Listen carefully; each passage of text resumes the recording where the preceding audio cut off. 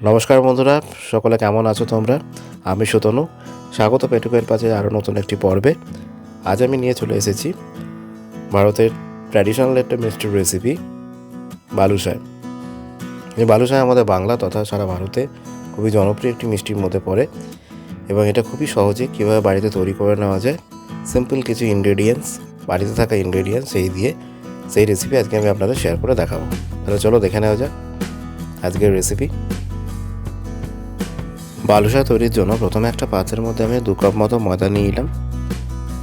এরপর আমি এর মধ্যে 3 টেবিল স্পুন মতো সাদা তেল এবং সামান্য নুন দিয়ে দিলাম।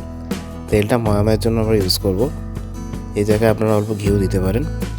এরপর আমরা ময়দাটা ভালো মতো মেখে নেব যাতে একটা পারফেক্ট ডো তৈরি হয়ে যায়, এবং এই ময়দা মাখবার সময় অল্প অল্প জল ইউজ করব যাতে বাইন্ডিংটা প্রপার হয়। এরপর ঠিক একটা এরকম পারফেক্ট ডো আমরা তৈরি করে সেটাকে কিছুক্ষণ রেখে দেবো।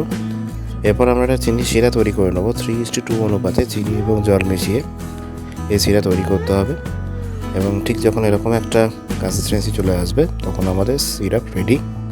এবার এটাকে একটা সাইডে আমরা কিছুক্ষণ রেখে দেবো। এরপর একটা কালো জিরে, মৌরি এবং বড় এলাচ নিয়ে একটা মশলা আমরা তৈরি করে নেবো ব্লেন্ডারে বেটে।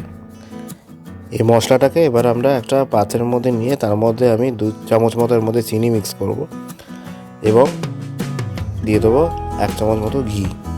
এবার সমস্তটাকে ভালোভাবে মিক্স করে একটা এই পুর তৈরি করে নেব।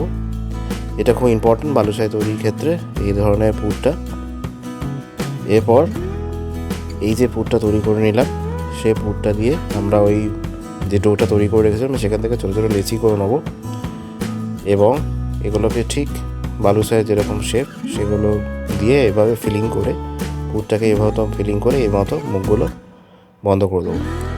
ঠিক এরকমভাবে বাটির মতো করে পুরটাকে ভরে এইভাবে মুখগুলোকে বন্ধ করে দেবো। এইভাবে বালুশাইয়ের শেপ তৈরি হবে। তারপরে আমরা ডিপ ফ্রাই করে নেবো এগুলোকে কড়াইয়ের মধ্যে বেশ খানিকটা তেল দিয়ে। দেখুন খুব সুন্দরভাবে এগুলোকে ভাজা হয়ে যাচ্ছে, এবং ঠিক যখন এটাকে একটা গোল্ডেন ব্রাউন কালার চলে আসবে এরকম, তখন আমরা এটাকে পাত্রের মধ্যে তুলে নেবো।